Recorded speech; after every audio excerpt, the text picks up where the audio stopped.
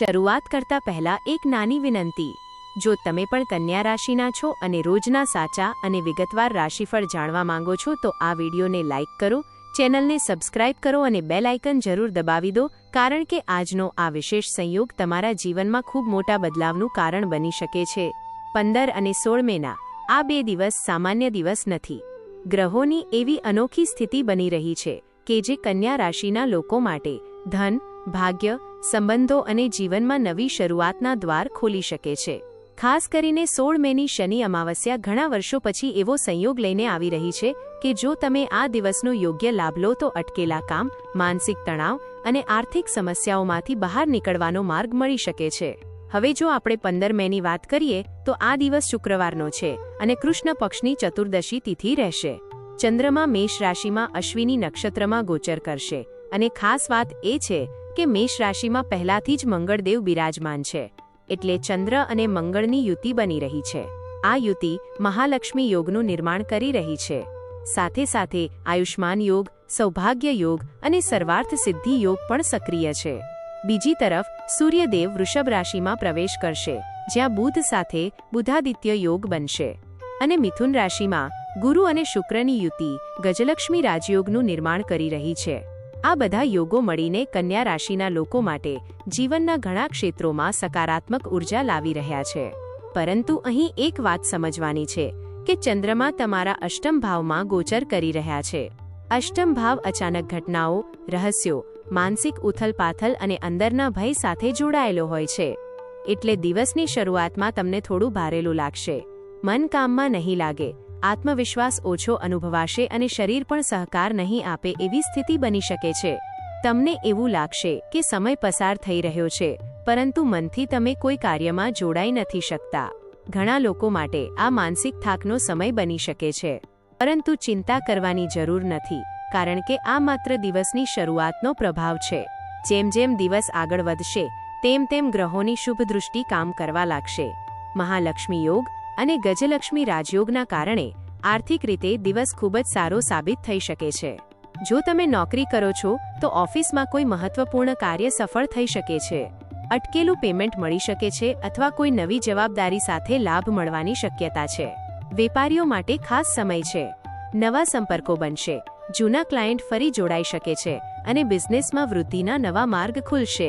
આ બંને દિવસમાં પૈસાની આવક ભલે ધીમે ધીમે થાય, પરંતુ સંતોષ આપનારી રહેશે. એક વાત ખાસ ધ્યાનમાં રાખજો, આ દિવસોમાં મહેનત કરતાં વધુ મહત્વ શાંતિનું રહેશે. ઘણીવાર આપણે વધારે દોડધામ કરીએ છીએ છતાં પરિણામ મળતું નથી અને કેટલીકવાર શાંત રહીને કરેલું કાર્ય સફળ થઈ જાય છે. આ 2 દિવસ તમને એ જ શીખવશે. તમે જેટલા શાંત અને સ્થિર રહીને કાર્ય કરશો એટલું જ સારો લાભ મળશે. કોઈના શબ્દોથી દુઃખી ન થવું, કોઈની નકારાત્મક વાતને દિલ પર ન લેવી, કારણ કે ગ્રહોની સ્થિતિ બતાવે છે કે તમારા આસપાસ એવા લોકો રહેશે જે તમને સમજશે અને મદદ પણ કરશે. સૂર્ય અને બુધની યુતિ તમારા 9મા ભાવમાં બની રહી છે. 9મો ભાવ ભાગ્ય, ધર્મ, ગુરુ અને આશીર્વાદનો ભાવ માનવામાં આવે છે. એટલે આ દિવસોમાં તમને કોઈ એવા વ્યક્તિનો સહયોગ મળી શકે છે જે તમારા વિચારોને નવી દિશા આપશે. કદાચ કોઈ આધ્યાત્મિક ગુરુ, કોઈ મોટો માણસ, કોઈ વડીલ અથવા કોઈ મિત્ર જે તમારા મનની નકારાત્મકતા દૂર કરવામાં મદદ કરશે. ઘણા લોકો માટે આ સમય આત્મિક જાગૃતિનો પણ બની શકે છે. તમે જીવનને અલગ રીતે જોવાનું શરૂ કરશો. જો તમે કોઈ નોકરી માટે અરજી કરી છે તો આ સમય ખૂબ સકારાત્મક છે. 15 અને 16 મે દરમિયાન અથવા ત્યારબાદ તમને સારા સમાચાર મળી શકે છે. ખાસ કરીને જૂના મિત્રો અથવા ઓળખાણ દ્વારા લાભ થવાની શક્યતા વધારે છે. જે લોકો લાંબા સમયથી કોઈ તકની રાહ જોઈ રહ્યા હતા તેઓને હવે ધીમે ધીમે માર્ગ મળવા લાગશે. આ સમય તમારા માટે આશાનો દીવો લઈને આવ્યો છે. ફક્ત વિશ્વાસ જાળવી રાખજો. આર્થિક સ્થિતિની વાત કરીએ તો થોડો ખર્ચ પણ દેખાઈ રહ્યો છે, પરંતુ આ ખર્ચ નકારાત્મક નહીં હોય. તમે તમારી ખુશી માટે, પરિવાર માટે અથવા કોઈ લક્ઝરી વસ્તુ માટે ખર્ચ કરી શકો છો. કદાચ નવા કપડાં, કોઈ ગિફ્ટ, ઘર માટે કોઈ વસ્તુ અથવા વાહન સંબંધિત ખર્ચ થઈ શકે છે. પરંતુ સારી વાત એ છે કે તમે આ વસ્તુઓનો આનંદ પણ માણશો, એટલે પૈસા ખર્ચાશે પણ મન ખુશ રહેશે. ગુરુ અને શુક્રની યુતિ તમારા 10મા ભાવમાં ગજલક્ષ્મી રાજયોગ બનાવી રહી છે અને તેની દૃષ્ટિ 4થા ભાવ પર પડી રહી છે. એટલે પરિવારનું વાતાવરણ ખૂબ સારું રહેશે. ઘરના લોકોનો સહકાર મળશે. લાંબા સમયથી ચાલતી ગેરસમજો દૂર થઈ શકે છે. કેટલાક લોકો ઘર, જમીન, વાહન અથવા પ્રોપર્ટી ખરીદવાનો વિચાર પણ કરી શકે છે. જો તમે કોઈ નવું રોકાણ કરવા માંગો છો તો વિચાર કરી શકો છો, પરંતુ ઉતાવળ ન કરવી. હવે વાત કરીએ 16 મેની, કારણ કે આ દિવસ ખૂબ જ વિશેષ છે. 16 મે શનિવારનો દિવસ છે અને આ દિવસે અમાવસ્યા તિથિ આવી રહી છે. આ વર્ષની પ્રથમ શનિ અમાવસ્યા હોવાથી તેનું મહત્વ અનેક ગણું વધી જાય છે. આ દિવસે ચંદ્રમા મેષ રાશિમાં રહેશે અને પછી સાંજે રાશિ પરિવર્તન કરશે. ભરણી નક્ષત્ર, સૌભાગ્ય યોગ અને શોભન યોગનો અદ્ભુત સંયોગ બની રહ્યો છે. આ દિવસ પિતૃઓને પ્રસન્ન કરવાનો અને શનિદેવની કૃપા મેળવવાનો ઉત્તમ સમય માનવામાં આવે છે. જો તમે જીવનમાં સતત અવરોધોનો સામનો કરી રહ્યા છો, મહેનત છતાં સફળતા નથી મળી રહી, મનમાં ભાર અનુભવાઈ રહ્યો છે, અથવા શનિની સાડેસાતી અને ઢૈયાથી પરેશાન છો, તો આ દિવસ તમારા માટે ખાસ મહત્વનો બની શકે છે. સવારે વહેલા ઉઠીને સ્નાન કરો, સૂર્યદેવને અર્ઘ્ય અર્પણ કરો અને પીપળાના વૃક્ષ નીચે સરસવના તેલનો દીવો પ્રગટાવો. શક્ય હોય તો કાળા તલ, તેલ અથવા કાળી વસ્તુઓનું દાન કરો. ગરીબ અને જરૂરિયાતમંદ લોકોની મદદ કરો.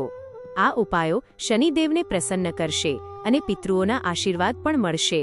ઘણા લોકો માટે આ દિવસ માનસિક શાંતિ લઈને આવશે. જે લોકો લાંબા સમયથી અંદરથી તૂટી ગયા હતા, તેઓ ફરીથી મજબૂત બનવાનું શરૂ કરશે. ધ્યાન, જાપ અને પ્રાર્થના તમારા મનને સ્થિર બનાવશે. તમે અનુભવશો કે અંદરથી કોઈ શક્તિ તમને આગળ વધવા પ્રેરિત કરી રહી છે. આ સમય આત્મવિશ્વાસ ફરી મેળવવાનો છે. સંબંધોની વાત કરીએ તો પ્રેમ જીવનમાં મીઠાશ વધશે. વિવાહિત જીવન સામાન્ય પરંતુ સ્થિર રહેશે. જો છેલ્લા કેટલાક દિવસોથી જીવનસાથીને સમય આપી શક્યા ન હોય તો હવે થોડો સમય જરૂર કાઢજો. પ્રેમ સંબંધમાં રહેલા લોકો માટે મળવાનો સમય કદાચ ઓછો મળે, પરંતુ ફોન પરની વાતચીત અથવા નાના સંદેશા પણ દિલને નજીક લાવશે. કેટલાક લોકોના જીવનમાં નવા મિત્રોના આગમનના સંકેત પણ મળી રહ્યા છે. આ બંને દિવસોમાં લાલ રંગ તમારા માટે શુભ માનવામાં આવ્યો છે. લાલ રંગના કપડાં, રૂમાલ અથવા કોઈ નાની વસ્તુનો ઉપયોગ કરશો તો આત્મવિશ્વાસમાં વધારો થશે. સાથે સાથે મંગળ અને ચંદ્રની ઉર્જા પણ સકારાત્મક રીતે કામ કરશે. ધ્યાન રાખજો કે ગુસ્સો અને ઉતાવળથી દૂર રહેવું ખૂબ જરૂરી છે. ઘણા કન્યા રાશિના લોકો આ દિવસોમાં પોતાની અંદર એક નવો બદલાવ અનુભવશે. તમે સમજશો કે જીવનમાં દરેક સમસ્યા કાયમી નથી હોતી. થોડો સમય ખરાબ હોઈ શકે, પરંતુ ગ્રહોનો ફેરફાર જીવનને નવી દિશા આપી શકે છે. આ 2 દિવસ તમને આશા, હિંમત અને નવી શરૂઆતની પ્રેરણા આપશે. ખાસ કરીને જે લોકો લાંબા સમયથી આર્થિક અથવા માનસિક દબાણમાં હતા, તેઓ માટે આ સમય રાહત લઈને આવી રહ્યો છે. એક ખાસ વાત વધુ, જો તમે કોઈ નવું કામ શરૂ કરવા માંગો છો, કોઈ યોજના પર કામ કરી રહ્યા છો અથવા બિઝનેસમાં નવા લોકો સાથે જોડાવા માંગો છો, તો આ સમય ખૂબ અનુકૂળ છે. લોકો તમને સાંભળશે, સમજશે અને સહયોગ પણ આપશે.